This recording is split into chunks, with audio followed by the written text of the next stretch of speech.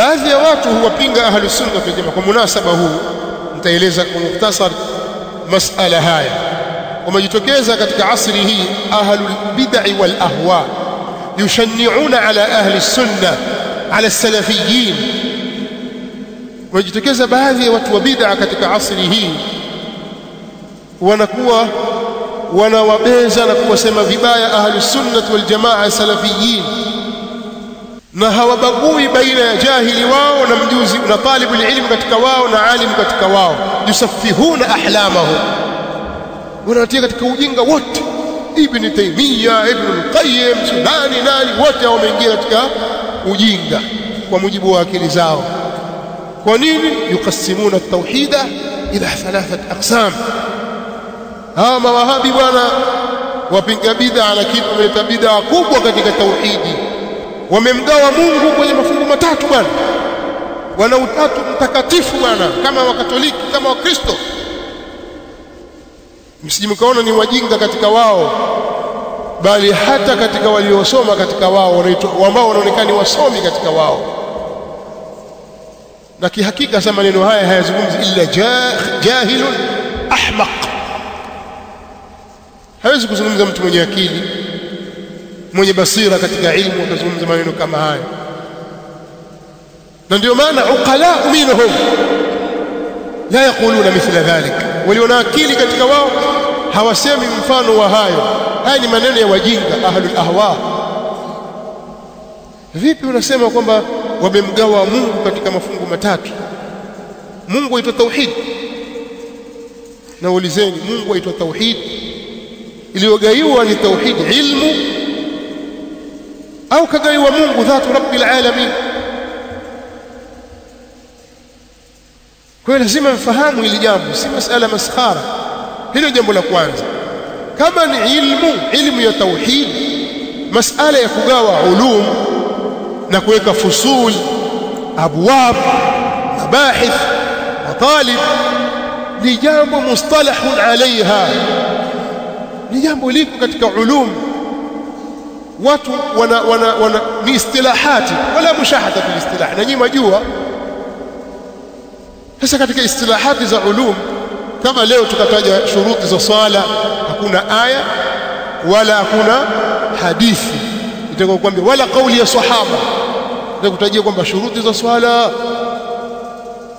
aseme ni 6 au 7 au 10 au 3. Hakuna aya mtajie shuruti za swala katika Qur'an. Shurutu siha si sharti za wujub wala shurutu siha, ni jambo ambalo istalaha alaiha ahlul ilm, si bid'a. Ikiwa waelewa nini maana ya bid'a, tumeelewana. Hivyo hivyo katika fununi nyingine na fununi nyingine, taksimati katika ulum ziko. Kwa ile tulieleza kwenye somo la balagha kwamba masala ya tatabbu, alistiqra wa tatabbu, wanawazuoni wanafuatilia mambo wakajua, wakafanya istimbati katika nusus, wakataja vigawanyo vya vitu. Sasa tunayoigawa sisi ni ilmu ya tauhid, somo la tauhid. Nususi zake na dalili zake ukizitazama kutoka kwenye Qur'ani na Sunna zinamimina katika sehemu kuu 3, kama aya hii ya 65 ya surat Maryam. Ukiangalia kipengele cha kwanza kinagusa katika masala rububiyya, rabbus samawati wal ard wama bainahuma,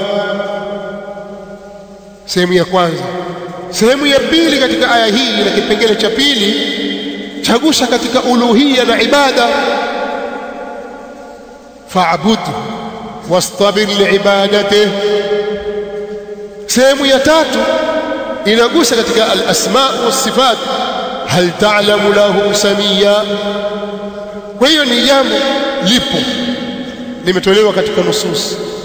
Jambo la ajabu sasa, la tanha an khuluqin wa ta'ti mithlahu arun idha fa'alta adhim, ay arun adhim idha fa'altahu, aibu kubwa unakapolifanya jambo hili. Ukisoma vitabu vya ashaira mutaakhirun, Hashia al-Bajuri, ukisoma sharh as-Sanusiyya, matn as-Sanusiyya, ukimsoma ad-Dusuq, ashaira wote, ukimsoma Murtadha az-Zabidi, alikuwa ni mwalimu, ni mudarris katika Jami al-Azhar, mwenye kitabu Ithafu Sadat al-Muttaqin. Murtadha az-Zabidi ana kitabu chaitwa Tajul Arus, pia ana Ithafu Sadat al-Muttaqin, sharh ya Ihya Ulum ad-Din ya al-Ghazali. Murtadha az-Zabidi ash'ari, ukimsoma wanaigawa tauhid, isipokuwa ashaira wanaigawa tauhidi baadhi yao kwenye vipengele vitatu, wengine katika vipengele viwili. Wanasema tauhidu ala thalathat aqsam: tauhidu dhati wa tauhidu al-af'ali wa tauhidu madha wa tauhidu as-sifat. wanagawa haya yamo. wa ana atahaddahum katika hili. Wao wasema Sheikh Ibn Taymiyyah ndio mtu wa kwanza kufanya mambo haya. La, al-Imam al-Tabari, al-Imam Ibn Hibban na wengineo katika wanawazuoni wameeleza taksimu ya tauhid, kwamba aya hii inafahamisha juu ya tauhid al-uluhiyya, au hawa wamekiri rububiyya, wamepinga uluhiyya. Wa huwa kadhalik, mushirikina wa Makkah walikubali tauhidi, baadhi yao walikubali tauhid al-rububiyya. wala in sa'altahum man khalaqa as-samawati wal arda la yaquluna man Allah. Ukiwauliza ni nani kaumba mbingu na ardhi, watakwambia ni Allah. Kukiri juu ya kuwa muumba ni Allah ni kukubali tauhid ar-rububiyya. Je, walimwabudu Allah peke yake? asema aj'ala al-alihata ilahan wahida inna hadha la shay'un ujab. يعني وانطلق الملأ منهم أن امشوا واصبروا على آلهتكم إن هذا لشيء يراد. walikuwa wanakwenda mbio wakipita kifanya kampeni nyumba hadi nyumba, bwana huyu bwana atakuwafanya waungu wote. wantalaqa almala'u minhum wal ashrafuhum, wakawa wanakwenda wantalaqa almala'u minhum animshu wasbiru ala alihatikum, endeleeni na vumilieni juu ya kuabudu miungu wenu. inna hadha la shay'un yurad, hakika hili ndio jambo lenye kutakiwa. Lakini katika jambo la kumwabudu pekee Allah peke yake wakastaajabu, wanasema aj'ala al-alihata ilahan wahida inna hadha la shay'un ujab. Atakuwafanya waungu wote waabudiwa wote awe ni muabudiwa mmoja tu. Hakika hili ni jambo la kustaajabiwa kabisa, haiwezekani. Wakalipinga, wakapinga maadi, kufufuliwa, wakapinga kiyama, lakini rububia waliikubali. Sasa kuzitumia aya hizi kwamba aya hii inagusa hapa na aya hii inagusa hapa, wanawazuoni kabla Ibn Taymiyyah kwa quruni. Ibn Jarir al-Tabari amefariki mwanzoni mwa karne ya 4 310 kama sijakosea, mwaka amefariki Ibn Jarir al-Tabari. azungumzia kuhusu tauhid al-uluhiyya na tauhid ar-rububiyyah. Vipi awe Ibn Taymiyyah wa mwanzo ayuha al-jahil? Wewe ni mjinga, hutaki kusoma, hutaki kuangalia akwali za wanawazuoni, wasikiliza maneno tu ya wengine, watu wenye chuki. Hawa wanasoma vitabu vya watu wenye chuki dhidi ya ahli sunnah wal jamaa, hawawezi kuyahakiki mambo. Sasa sisi tukisoma hizi kawaid za ahli sunnah wal jamaa katika al-asma wa sifat, akileta maneno hayo kajiletea kitanzi mwenyewe, umnyonge.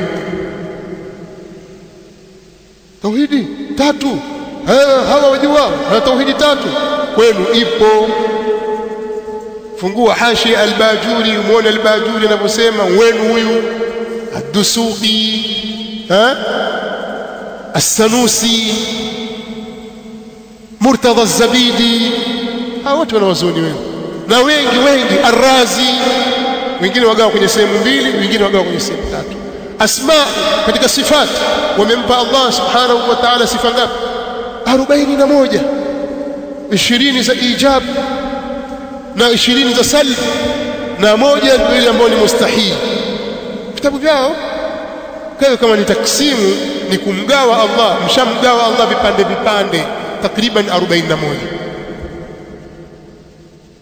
Kama tauhidi ndiyo Mungu wenu, mshamgawa mafungu matatu.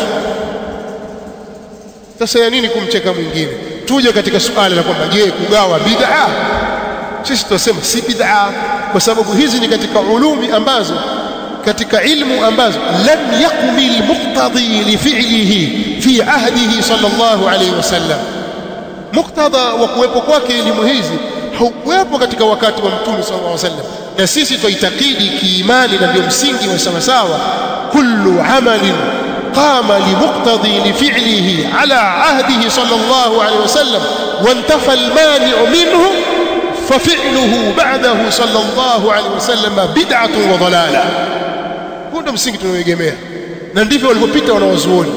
Amali yoyote ambayo sababu yenye kupelekea kufanwa kwake ilikuwepo katika wakati wa Mtume sallallahu alaihi wasallam, na ukawa hakuna kizuizi cha kufanyika kwake kilichomzuia Mtume sallallahu alaihi wasallam asifanye, kuja kufanya amali hiyo baada ya kuondoka kwake ni bid'a na ni upotevu. wa in raahu an-nas hasana, hata kama amali hiyo watu wataiona kuwa ni nzuri. Mfano wake, mfano wa karibu ni adhana katika swala ya Eid mbili. Sababu ya kuadhiniwa ilikuwepo, kuita watu kwenye jamaa, hakukuwa na kizuizi kilichomzuia Mtume sallallahu alaihi wasallam. Ameswali swala za Eid nyingi, hakumwambia Bilali adhini, wala Abu Mahdhura wala Ibn Maktum kwamba adhini kwa ajili ya swala ya Eid, wala hapakukimiwa. Wewe ukija kuleta adhana siku ya Eid katika swala ya Eid, umeleta bid'a, hata ukiona kwamba ni jambo la kheri. Hapana, jambo zuri, jambo la kheri, nakwambia hii ni amali ambayo qama li muqtadi lahu au li fi'lihi fi ahdi ala ahdi sallallahu alayhi wasallam wa lam yakun hunaka mani'un fa fi'luhu ba'da rasulillah sallallahu alayhi wasallam bid'atun wa dalalah. Mnaelewa hapo? Tayib, ilmu ya nahwu sababu ilikuwepo katika wakati wa Mtume sallallahu alayhi wasallam kuandikwa ilmu ya nahwu, hakukuwa na muktadha wa hilo. Masahaba walikuwa kanu arab aqhahan, walikuwa waarabu vindaki ndaki wa asli, wanazungumza juu ya ile kwa hiyo hawakuhitajia nahwu, hawakuhitajia sarf, kuweka mizani kwamba hapa niseme nasara yansuru au nasara yansiru. Moja kwa moja washafahamu kwamba hii ni tauria, hii ni kadha, hii ni tibaq, hii ni saja, bila ya kusoma. Jambo liko tayari katika fitra zao na maumbile yao. Umeelewa? Kwa hiyo lam yakun al-muqtadi li fi'lihi, nafahamu. Lakini jambo likiwa sababu sasa imepatikana baada, Waajemi wamekuwa wengi, watu wamefanya kuchanganyikana, wale na lugha zao, waliozaliwa muwalladuna sasa wanarithi kutoka kwa Waajemi na kadha, baadhi ya maneno hayafahamiki. Abu al-Aswad ad-Duwali andika historia ya kuandikwa nahwu mwijua. Nimetoka kidogo katika mada, lakini kurudi kuonyesha kufunga hivi vijilango vidogo vidogo vya kipuzi.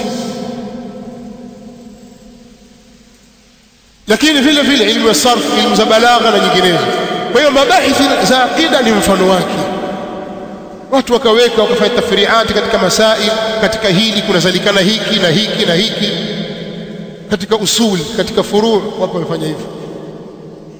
Kwa hiyo si jambo la bid'a, na jambo ambalo Mtume sallallahu alaihi wasallam akalifanya kikapatikana kizuizi katika wakati wake, akashindwa kufanya kwa sababu kuna kitu fulani, khashyatul iftirad mathalan, kuogopea isije kafaradhishwa kisha akafa, kule kuogopea kumeondoka, kulileta lile jambo si bid'a, ni kulihuisha lile alilofanya Mtume sallallahu alaihi wasallam au kulitamani. Hilo lazima tulifahamu jamaa. Kwa hiyo taksimu ya tauhid, ili watu wa sasa wasikumbukie katika shirki, ili wapate kuzielewa aya, umwambie aya hiyo yagusa kwenye rububia hiyo, hapo hatuna mzozo na makafiri. Wao waliamini hili, waliamini rububia ya Allah, kwamba wao wameumbwa na ni viumbe vya Allah, na wao hawaoni kwamba hii ardhi na hizi mbingu na hizi al-ajramu samawiya, magalaksi hayo na nyota kwa sayari, hawaoni kwamba wao ndio walioziumba. Ila kafiri mmoja tu, Firaun, ndiye alidai kwamba ile mito wa Naili ni wake, wa hadhihi al-anharu tajri min tahti, wakati amezaliwa amevikuta. Alaysa li mulku Misra adai kwamba yake yeye kazaliwa na baba yake kavikuta, baba yake mwenye kavikuta na babu yake. Lakini makafiri wote waliokuwa katika zama za Mtume Muhammad sallallahu alaihi wasallam walikuwa wakikubali kwamba muumba wao ni nani? Allah subhanahu wa ta'ala. Mmiliki Allah subhanahu wa ta'ala, mudabbir Allah subhanahu wa ta'ala.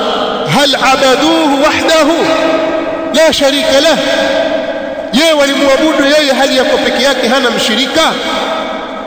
Je, ashhadu an la ilaha illa Allah, je walishuhudia kwamba hapana mwenye kuabudiwa kwa haki illa Allah? La. Walidhalika kafaru, na kwa sababu hiyo wakakufuru. Na miongoni mwa hayo ni kuwapa viumbe sifa za muumba, pia ni katika kufuru. Na kumpa kiumbe ni kumpa Allah sifa ya kiumbe ni kufuru. Man shabbaha Allah bi khalqihi faqad kafara, yote tukimfananisha Allah na kiumbe wake atakuwa amekufuru. Kwa ni msingi madhubuti takiwa tufahamu, na watu waelekezwe, wajue hii ni rububia, wajue hii ni uluhia, na hizi ni asmaullah, na hizi ni sifatuhu. Na sifa ni babu tawqifia, mlango wake ni tawqifi, sawa. Na sifa zimebeba maana, majina yamebeba maana, na ndani yake kuna sifa. Sifa zina maana, sifa zitengenezi jina, sifa zinatoa khabar min babu al-ikhbar awsa, na mlango wa habari hautengenezi majina. Allah subhanahu wa ta'ala unaweza kumuelezea kwamba ni shay mawjud wa kadha wa kadha, lakini hutengenezi sifa kutoka kwenye shay, wala hutengenezi jina katika shay. Nimekwenda mbali zaidi, lakini nataka kusema kwamba mlango wa qawaid al-asma'i was-sifat ni mlango muhimu. Msije mkaona mashekhe wamevaa vilemba vikubwa vikubwa na majoho mkaona kwamba basi wajua kila kitu. Wengi wao katika mlango huu sifru liyadain, hawajaweza kudhibiti milango hii, ndio maana wanazungumza wasichokujua. Kwa hiyo wewe dhibiti kawaidi hizi, pengine zikakusaidia.